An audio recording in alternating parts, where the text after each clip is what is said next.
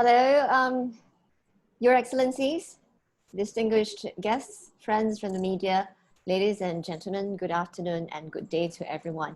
My name is Juki and I'm the ED of CARI, and we're most delighted to welcome you to today's webinar, How Can ASEAN Bounce Back? Can the ASEAN Economic Community retain its vision in a post-pandemic world?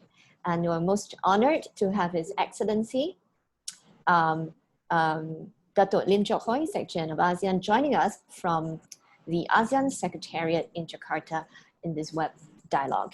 And before we start, I would like to inform you that we have another CARI Briefings on August the 4th, 3 to 4 p.m. And this time we're featuring Dato Sri Dr. Noor Hisham Abdullah, Director General of Health Malaysia, to discuss how to foster public health safety and economic resilience for a borderless community.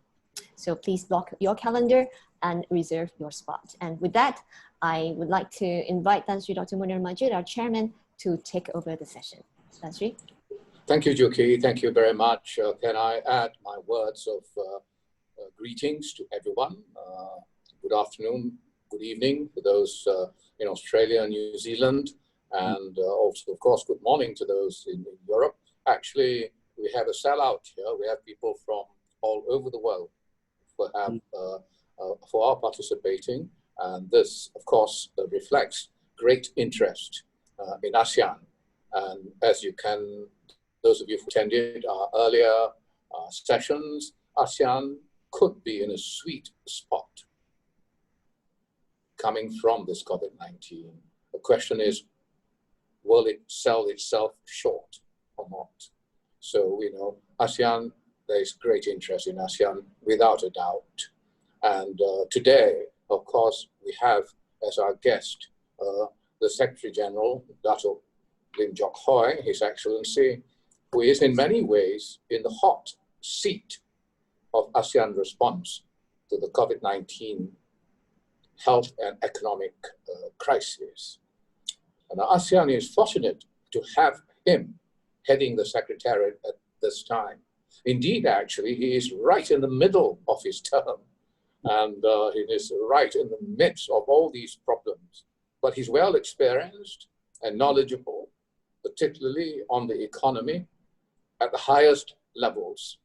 And we believe he can well handle the pressures and challenges ASEAN faces.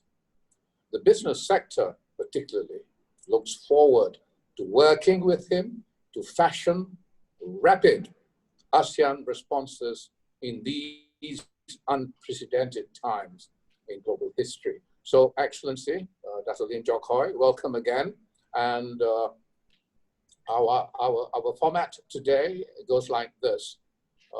The Secretary-General will speak for up to 15 minutes. He'll make his opening remarks, after which I will cover 3 areas and question him on 3 areas, following which we will open up to questions from the audience. We have plenty, and we will have some audio questions too, but the speakers are advised to limit themselves to 1 question because there are a lot of other questions coming. And therefore, it's going to be a very active, interesting, and a very interactive session. And so we look forward now to hearing the opening remarks from His Excellency, Secretary-General Dato Lim Jock Hoi. Dato Lim, please. Thank you, Tan Sri. It's nice to see you again. And after yesterday, I think we heard you very loud and clear on the role of ASEAN back in the recovery. But let me thank and also thank CIMB CARI for hosting this dialogue. I would like to say that the topic of the dialogue is very timely. This is very important for ASEAN. The world is facing unprecedented health and economic crisis. The globally confirmed cases have been increased more than 10 million and 500,000 people dead. Now, part of the world also, we are not Out of it, I think we were around 150,000 cases and more than 4,500. But the situation is, in many parts of the world, the situation is worsening and has not reached peak. We projected 4.9 contraction global economy, and we'll be facing a broad-based recession, and unseen since the global recession in the 1930s. Global trade and investment likewise expected to plummet. As you know, merchandise trade may drop by 32% in the worst scenario. I think this is quite scary. Services trade will also be even more directly affected by the travel movement restriction, given that it has no inventory to draw up. Global foreign direct investment, FDI, is expected to decrease by up to 40% 2020, bringing down below 1 trillion for the first time in 2005, while FDI flows to developing Asia is expected to decline again between 30 to 45%, a drastic drop. ASEAN is not spared. While many ASEAN member states have from now demonstrated some success in containing the spread of the pandemic, very few continue to observe rising numbers, but the regions also need to remain vigilant over the possibility of second wave. But I hope that there's no second wave. We are quite disciplined people. We are able to contain so far. As of 2nd July, as I said, we have reached 150,000 and also 4,500 deaths. Economically, I think the outlook likewise downcast. The region's economy expected to contract by 2.7%, the first in 22 years, I think, since the ASEAN financial crisis. Outlook varies across member states, while some are expected to see a considerable contraction. Others will face with stagnation, and just a few can still observe growth. I think we have some forecast growth like Vietnam. Much more muted than the previous years. I think more than 40% of the region's force of 500 million enterprises are in hard-hit sector, while over 200 million informal sector workers have their livelihood at risk. So we have a lot of informal sector, we have a lot of micro and small medium enterprises which are very hard hit because of the pandemic. How ASEAN responds to all this? I think this is what you're all looking for. ASEAN individually and collectively as a region has been very quick to respond to the pandemic. And in the immediate instances, national governments stepped up to ensure financial liquidity and macroeconomic stability.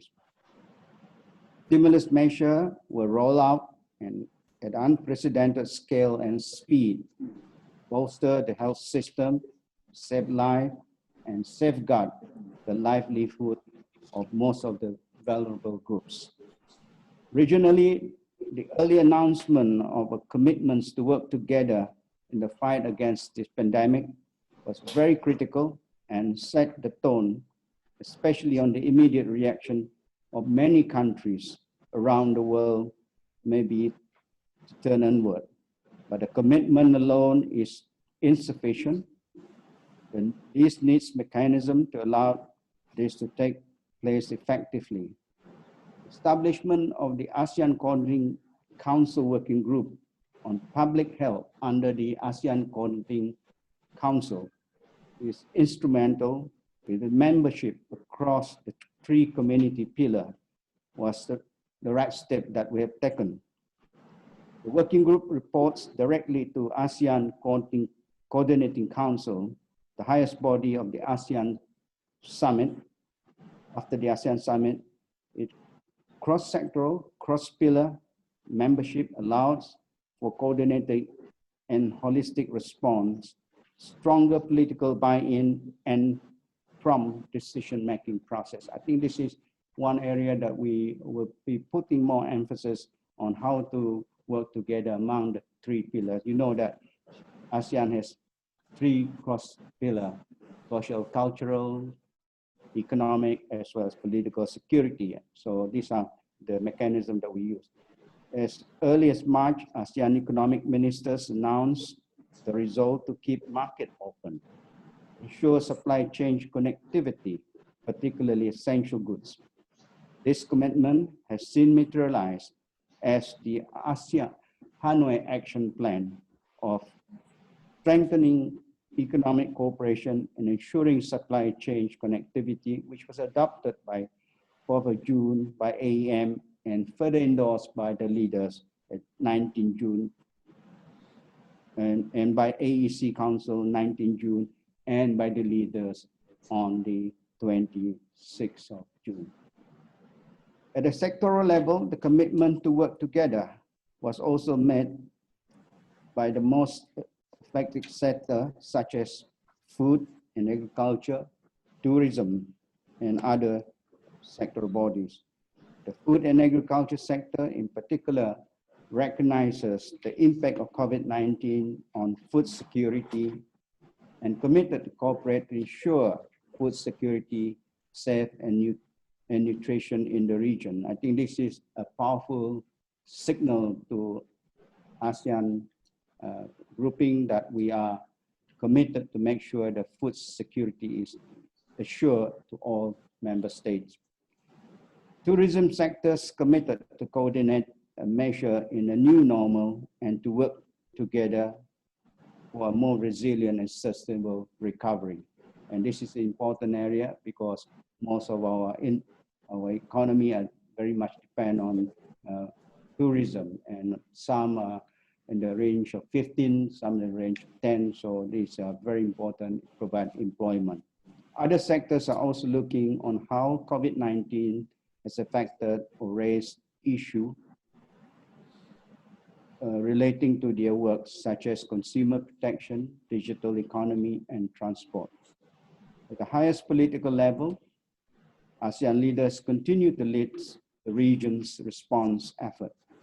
Following the special ASEAN Summit on COVID-19 on the 14th of March, 36th ASEAN Summit was held virtually on 26 June, during which leaders announced the establishment of the ASEAN COVID Fund.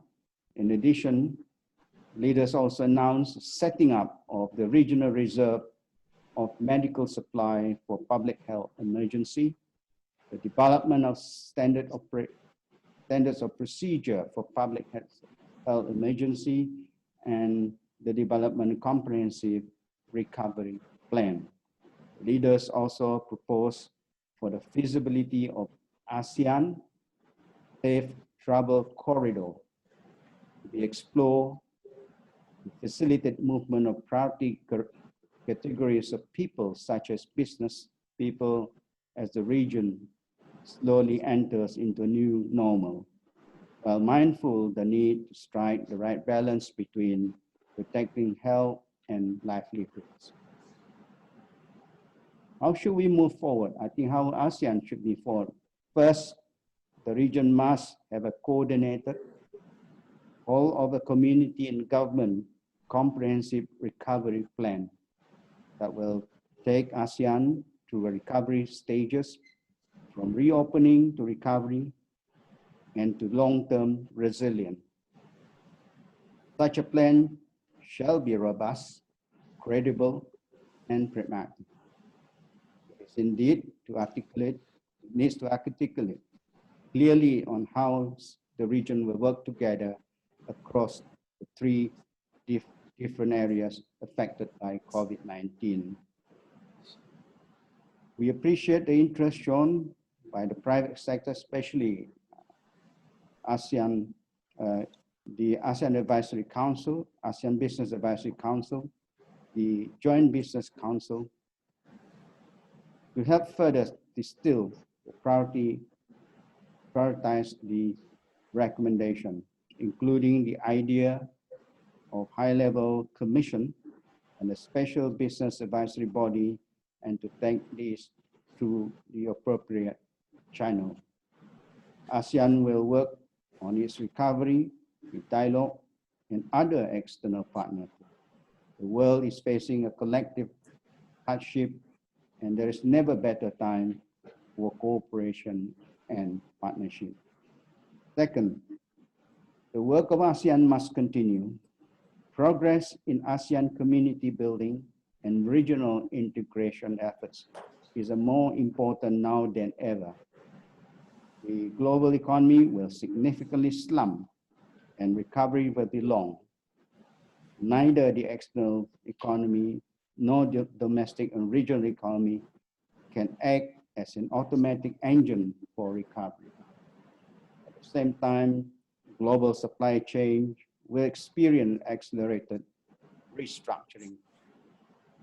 The regions must be prepared to seize the opportunity presented by the post-pandemic world. To this end, enforcement of implementation of AEC commitments will be key. Commitments and initiatives that are critical to market integration and regional competitiveness must forge ahead.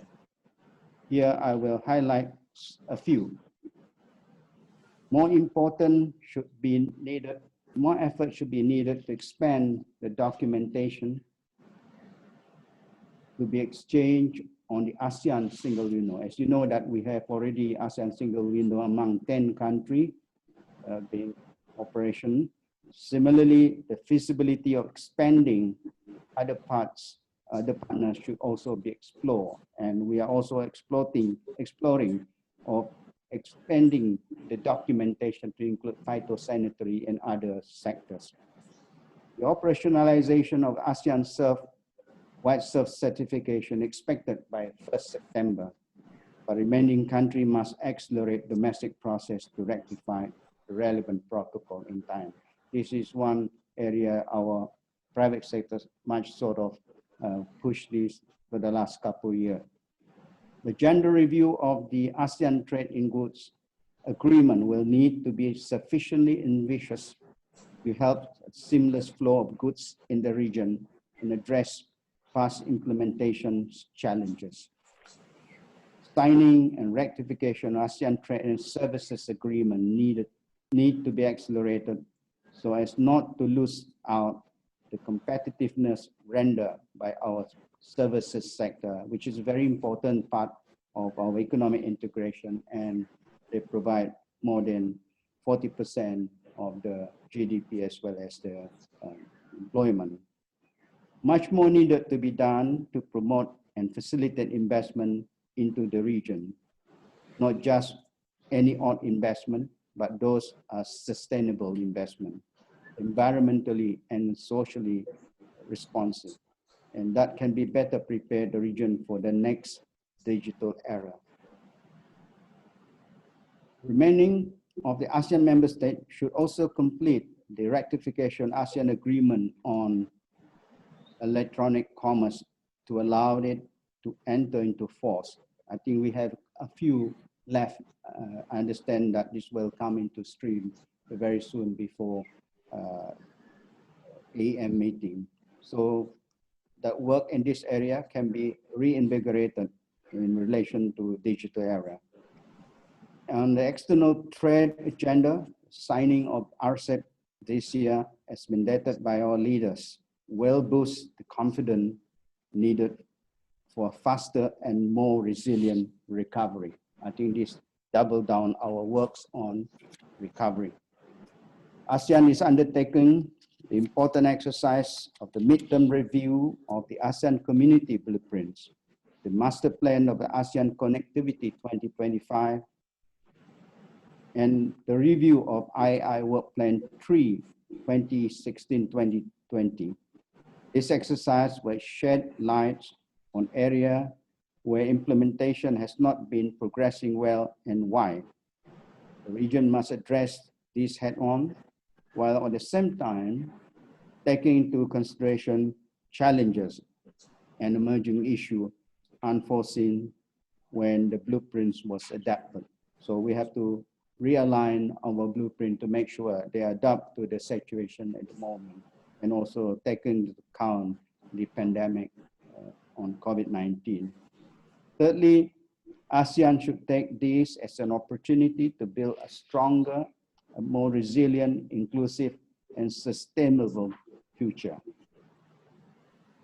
Building back for better, I think we think this pandemic and its social economic impact is a reality out of at our doorsteps until the effective treatment or vaccine is found.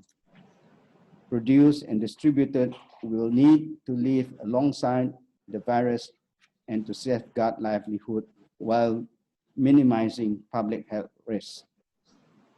But the post-pandemic world will not be a return to business as usual. The onus is on us, and to make sure we take this period as an opportunity and to be even stronger after the pandemic. For this, I would like to highlight a few key areas for consideration. First, internally, ASEAN should use the midterm review and the pandemic as an opportunity to really modernize our market and business, as well as investment environment, and to realize the full potential of intra-ASEAN market.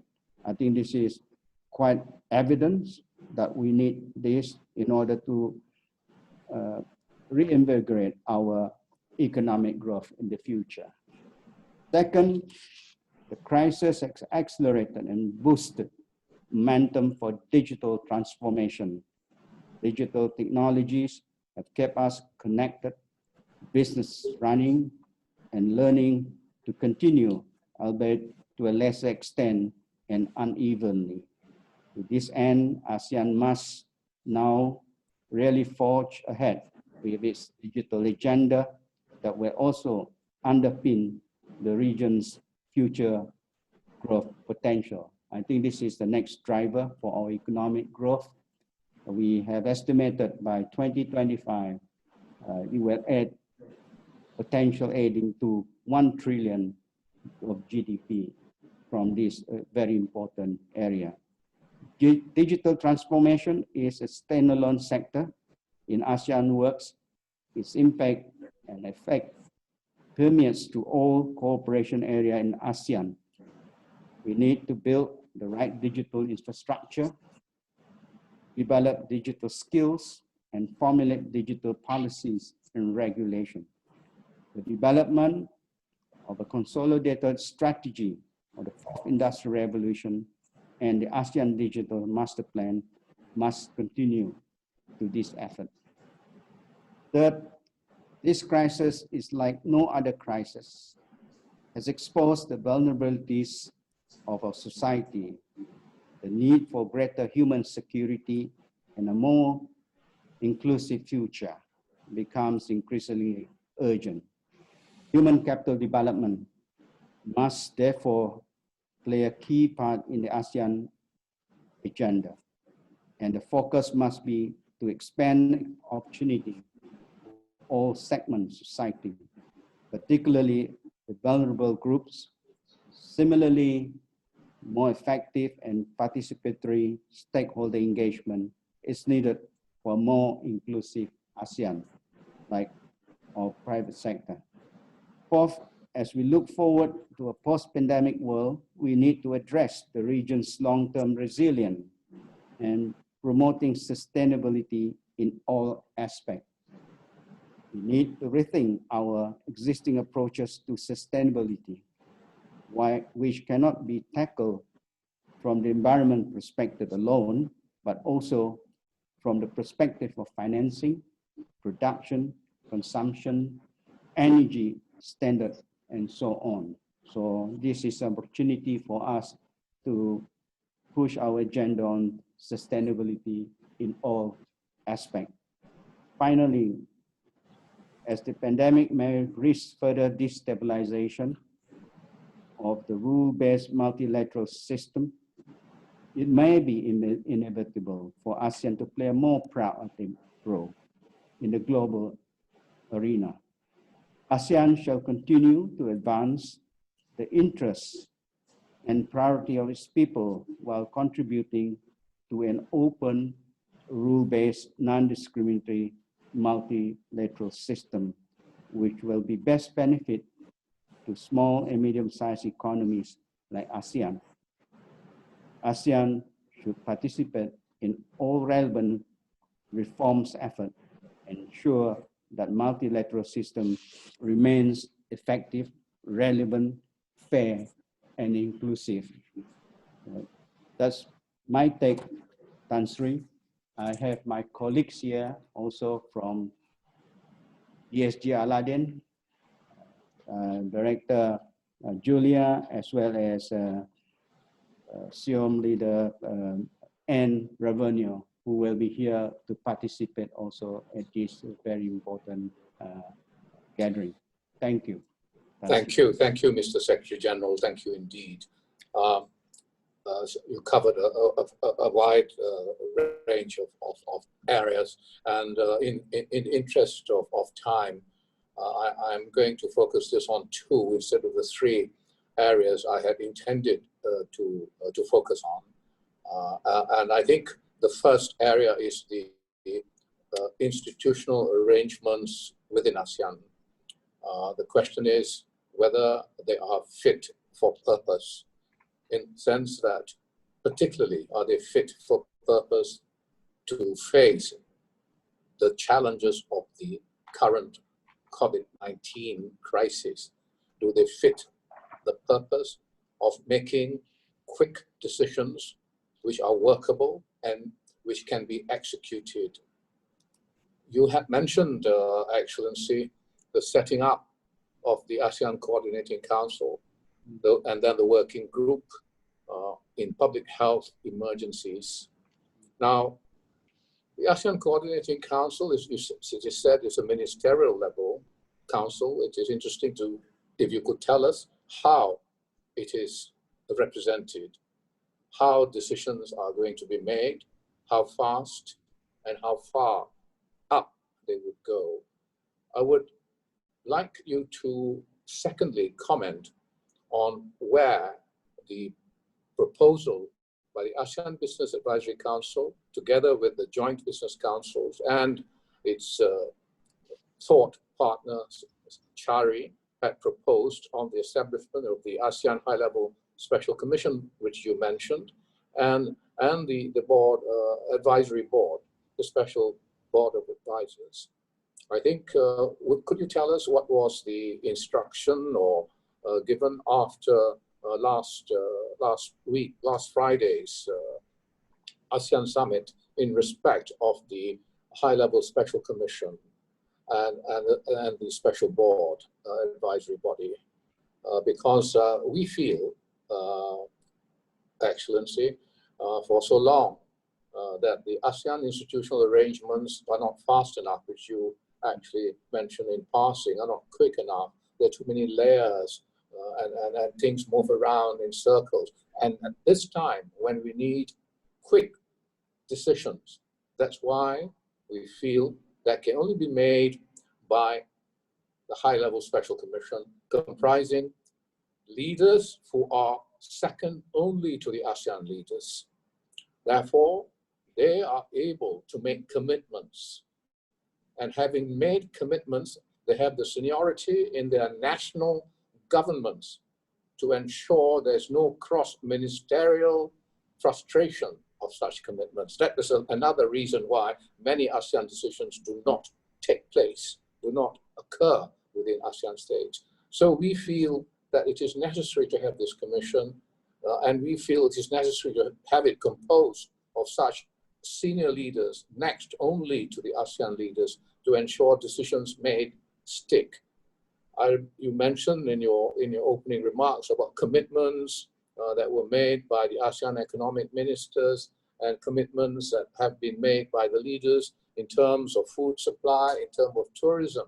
Even as we speak now, in tourism, for example, we see sort of different decisions made in every which way by different ASEAN countries which do not relate to tourism enhancement within the region. So Thailand might be more interested in the European market. Singapore is more interested in Australia, New Zealand, or Japan. So there is a commitment made, but in practice, ASEAN states do not relate to each other to follow up on those commitments. That's the reason, Excellency, we feel there must be some more discipline to ensure that commitments made actually stick and actually happen on the ground. And also that decisions must be made which have not been made yet in relation to steps that must be taken to ensure that the health of the country, people in the region is secured. And secondly, to ensure that the economy is secure and is able to move forward. We have actually about 300 proposals in the docket, which we think if we sort of send them out, they will be sort of dissipated like so many of our proposals before. And that's why we think we want to see this focus, this high-level body to be there to ensure that there is action on prioritized areas of those 300 proposals which are actionable and executable. So that's one area, Excellency, institutional, immediate, and crisis emergency facing area. So that's one area.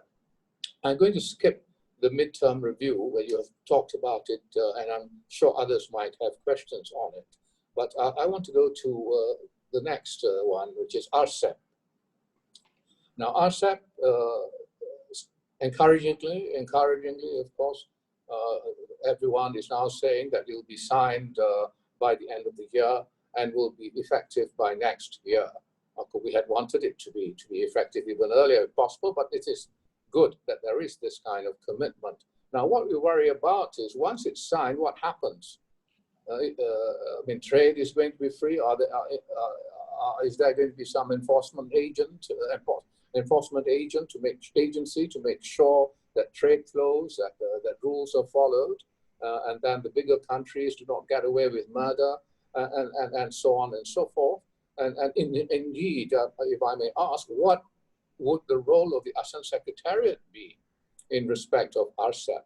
What body will actually be driving the agenda of RCEP? How is RCEP going to be constituted in terms of decision making? How is enforcement going to happen, as I just said? So RCEP is another thing that's coming at us, which we must prepare for.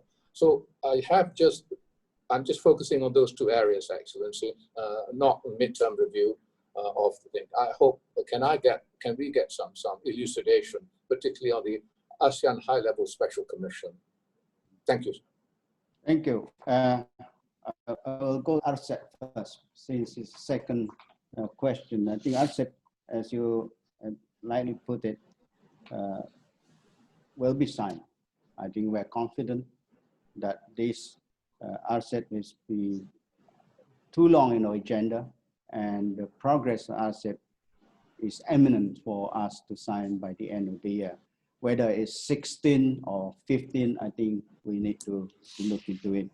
But once RCEP is signed, I think what need is to have it rectified by all member states before it comes into force.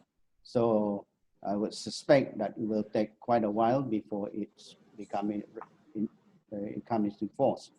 And obviously, this is a very important development for all the region, especially provides signal that we are moving towards regional integration, and we are going to free the flow of trade, investment, and other sectors.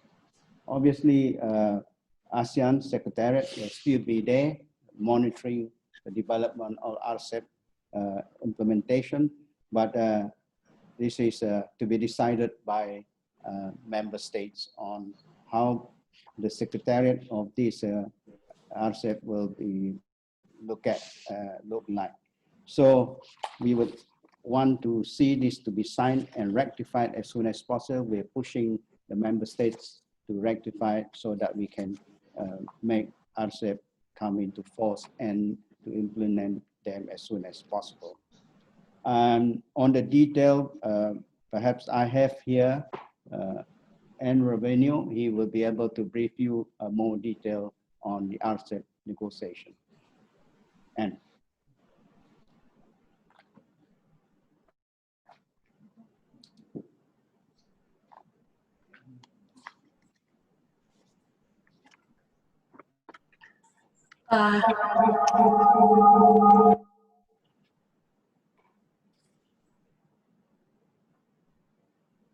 Thank you, SG. Good afternoon, Tansri. Good afternoon, everyone. Just to elaborate a bit on what SG has mentioned, he has actually mentioned everything already, but just to confirm that we are working very hard now in preparing the agreement, the RCEP agreement for signing, hopefully by November when Vietnam hosts the next ASEAN summit. As to the entry into force of the agreement, we heard it clearly that you wanted it to enter into force by next year.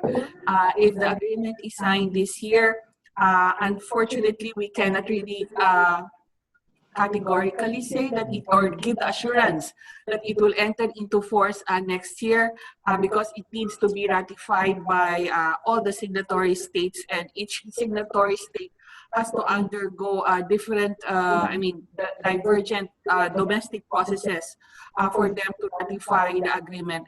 Well, based on what is currently in arrangement now, is it has to be ratified by at least 6 ASEAN member states and 3 or 4 ASEAN FTA partners for the agreement to enter into force. And we are hoping that entry into force would happen as soon as possible. As to the role of ASEAN, from the beginning and up to this very point in time, ASEAN has been the driving force in the RCEP process, and we do not envisage any change to that arrangement.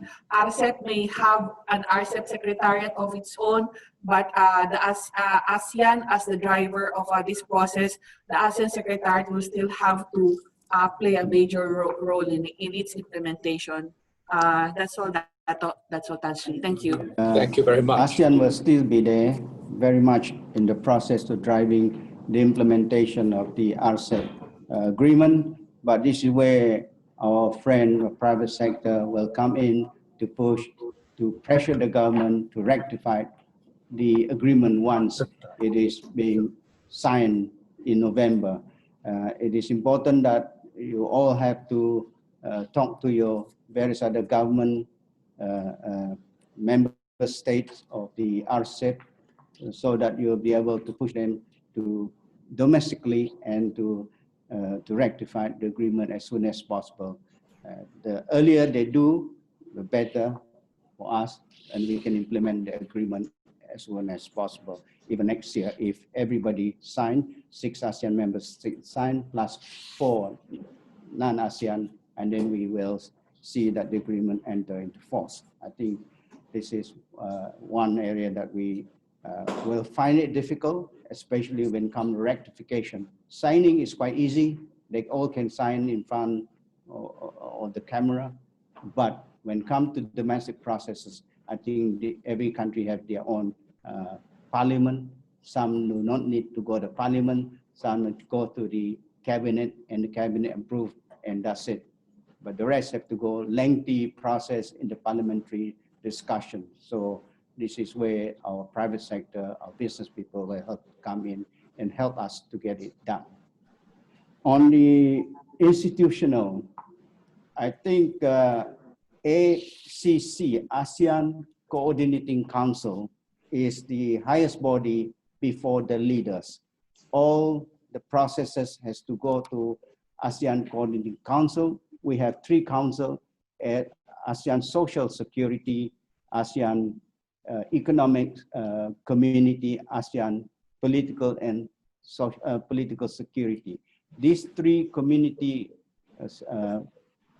council have to pass their report to the ACC, ASEAN Coordinating Council. which is a gatekeeper towards the Leaders Summit, to the leaders. So in terms of position of ACC is one with the highest prior to reaching to the leaders. So this is where the COVID-19 is being handled by the ACC. And ACC created another working group called ACC Working Group on Public Health Emergency. And this Public Health Emergency Working Group is all represented by the senior official at the political level, senior official at the social culture, and senior official of the economic.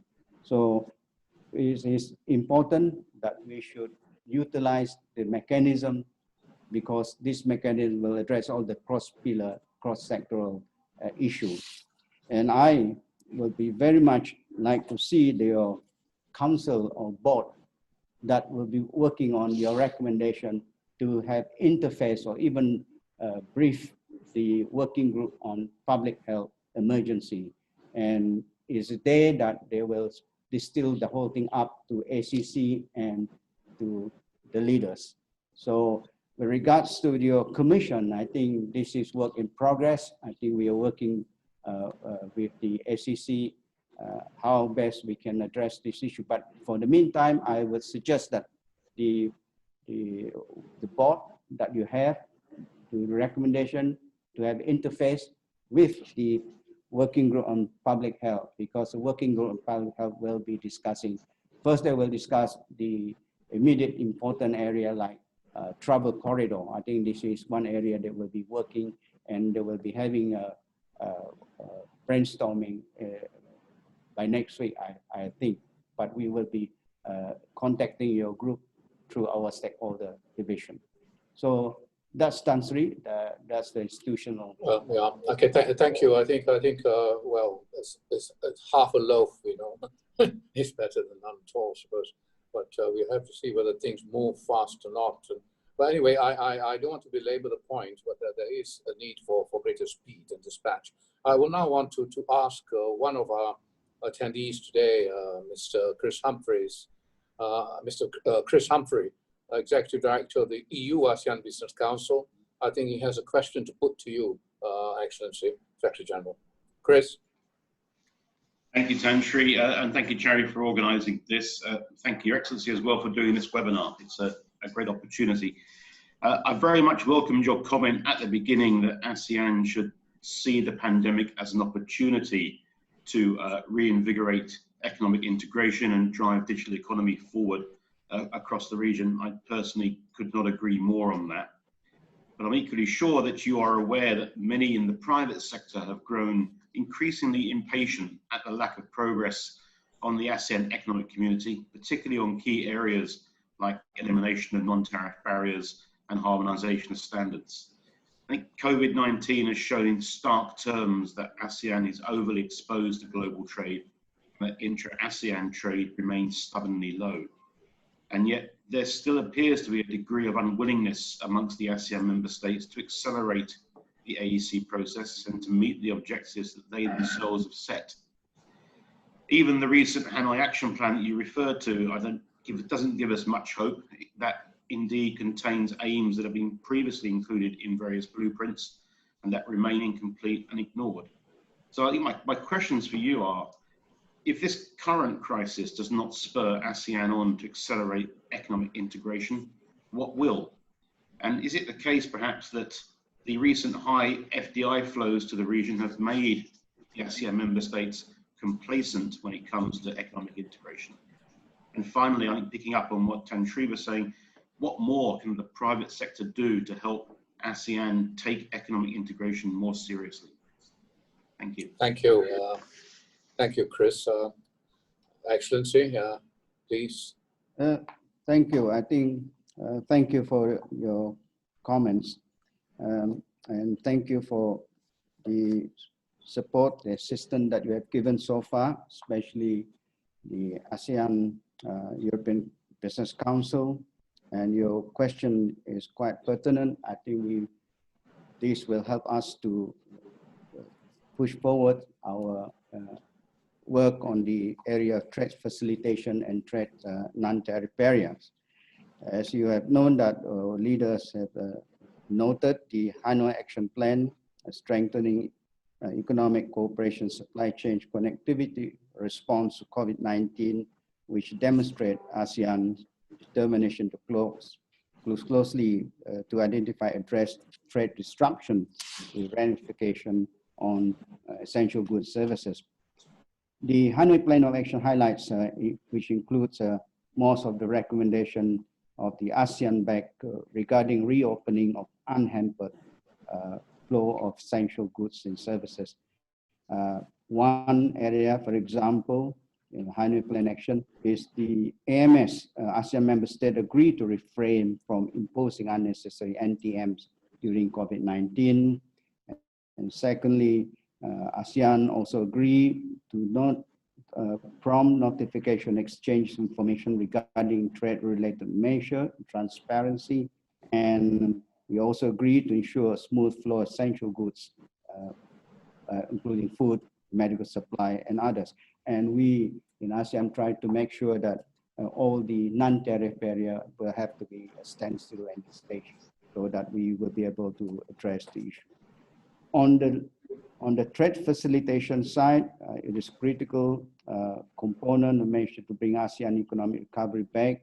We see this is important area that we should be working closely with the business people. For example, we are strengthening our ASEAN single window with more area of trade facilitation that we can go. One of these is the sanitary, phytosanitary, and we're working with the medical people trying to address as part of the document within the ASEAN single window. We are also strengthening the self-certification, trying to implement it as soon as possible. And these are areas that we think we can push ahead during this COVID-19. And for detail, I would like to ask my colleague, DSG Aladin, to elaborate further what ASEAN is doing and how we can best push the process of integration during this pandemic time. Okay, thank you, SG. Just to, sorry. Just to provide additional details on what SG has earlier mentioned, I think this pandemic, in our view, has actually increased the result for ASEAN to further advance our integration. Because as you know, the pandemic, one of the impacts of the pandemic is the disruption of the supply chains. And this particular impact, I think, has made us realize that there's a need to really and further deepen our market integration. And if you've been looking at what ASEAN has done over the years, I think we've been able to facilitate and further promote trade facilitation in the area. And as mentioned by SG, this is evident in a number of initiatives that we have implemented over the years, like the implementation of the NTM guidelines, the full operation of the ASEAN single window, and the plan to further add more documents into the platform. The plan to also operationalize the ASEAN-wide self-certification scheme is still also on track, as well as with the implementation by the end of the year of the ASEAN Customs Transit System. I think these are all important initiatives that we want to further promote in an effort to achieve further faster recovery in ASEAN. Chris also mentioned or asked about how, for example, the private sector can help, okay, in this recovery process, particularly in facilitating this market integration. In my view, one important area where the private sector can assist is in terms of how we can restore the supply chain connectivity in the region. And there are two possibilities that this can happen. One is in terms of the ability of the private sector to enhance information sharing among the key players within the supply chains. I think that is very important because, as you know, the private sector players are one of the key players within the supply chain, and therefore the ability to exchange information among the different players is critical to be able to identify which part of the supply chain is at risk. Secondly, as we all know, the private sector has the ability to deploy or use technologies. For example, areas such as big data as well as artificial intelligence are key areas where the private sector can possibly invest in order to help us in restoring the supply chain connectivity. We are of the view that, again, the recovery towards in the future against this pandemic would require a more robust support from the markets. And this is where we are thinking that the private sector can play a very important role. Thank you. So I think we also need to recognize that market integration is a work in progress, right? So this pandemic obviously has impacted this market integration, but it doesn't mean that we need to stop. I think these current difficulties that we're facing right now would also provide us a greater resolve or more justification on why we need to work together towards ensuring that this market integration or the AEC is really going to work. Thank you. Okay, thank you very much. We are sadly running out of time. I would like to invite Gil Gonzalez to ask his question, please, Gil.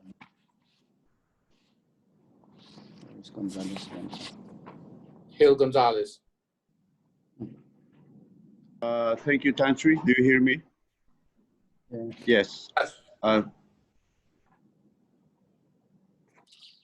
Hello, Tan Sri. We can hear you very well. Thank you.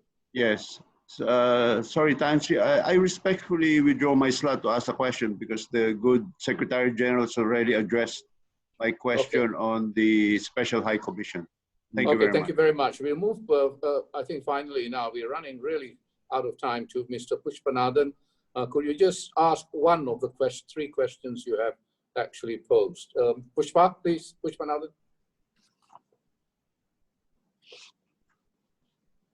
Thank you, Tan Sri, and good afternoon, Secretary General.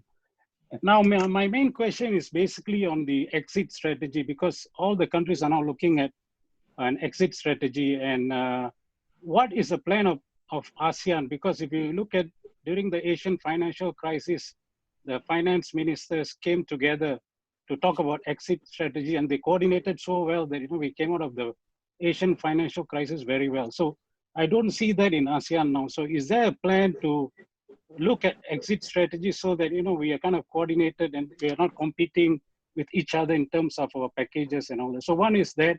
Second is on the blueprint, my advice is also not to take 5 years for a midterm review, but to look at a shorter period, maybe 2.5 years, because things are changing. Things are going to be so fluid after this COVID-19. So so you can't have looking at a midterm review or end of the process after 5 years. So is there a plan to look at maybe an annual kind of way in terms of assessing your blueprint? Okay, thank you very much. I think we'll keep at those 2 points really, because we only have 5 minutes left. So exit strategy. Thank you. We don't call it exit strategy. We call it post-pandemic recovery plan. I think this is one area that we are working towards having one. As you know, the ASEAN leaders has also agreed to have this comprehensive recovery plan, which is a holistic, pragmatic, and sustainable and resilient. I think we are addressing it with a cross-sectoral body, cross-sectoral pillar. And I hope that this will contribute further to our recovery, not only in terms of saving life, but also to look at the future trajectory of the plan. One area should be very important, and the key is the adoption of digital technology. Digital economy is critical in, as you know, that pandemic has forced a lot of people to use digital technology, and it is very refreshing to see that every one of us adopted, and future economic driver will be very much in this area. So we're looking at how best we can utilize this as part of our pandemic recovery plan. Of course, there are other areas which I think we are looking at as part of parcel of to help the MSME, especially the informal sector, how to revive them so that they can have their life back after the pandemic.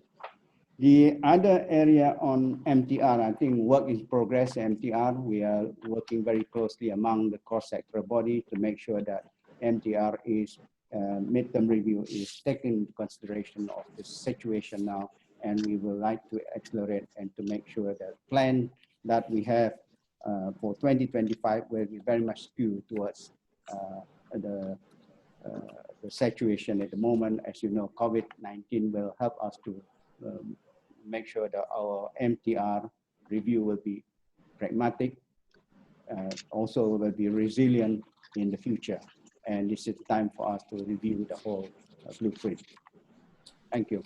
Thank you very much, Excellency. I think we are running out of time already, and I'm so sorry. We have something like about 26 other questions that have come through, and it's virtually impossible, even if you put them together, to have them all answered.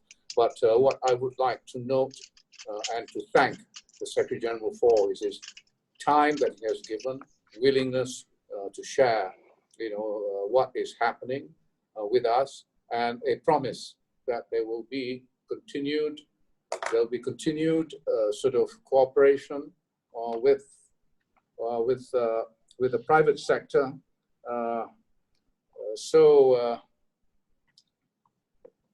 The only thing now is, the private sector looks forward to this and still has got lots of questions to ask. There was one on the response, the COVID-19 Response Fund, on which there's very little information. But I do not wish to rush the Secretary-General on this, but perhaps we can get some information in writing which we can pass on to whoever's asking us about it. Yeah, but for now, let me, on behalf of CARI and on behalf of all of us attending today's webinar, thank His Excellency Dato Lim Jock Hoi, Secretary-General of ASEAN, and to wish him the very best in facing this arduous task of many issues of recovery, review, and of RCEP coming up. So, Secretary-General, thank you very much for your time, and everybody else, thank you. Sorry we couldn't entertain all of your questions. Thank you, Mr. Secretary. Thank you, Tan Sri.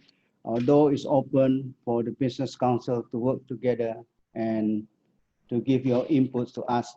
And on the COVID fund, we are launching it now, and we hope that private sector will be able to contribute to this fund, which is very important for the future from now. Thank you. Thank you. Thank you, sir. Thank you, everyone. And this meeting is adjourned. Thank you, everyone, for all your contribution towards the success of this thing. Joki. Right. Thank you very much, Tan Sri, and our thanks to our guest speaker, Dato Lim Jock Hoi. And we thank you all for spending this past hour with us. But before you go, let me remind you again that we'll be having our next webinar, and please don't forget to register. And this time we'll be featuring Dato Sri Dr. Noor Abdullah, Director General of Health of Malaysia, discussing how to foster public health, safety, and economic resilience for a borderless community. Please sign up, and thank you very much, and see you again.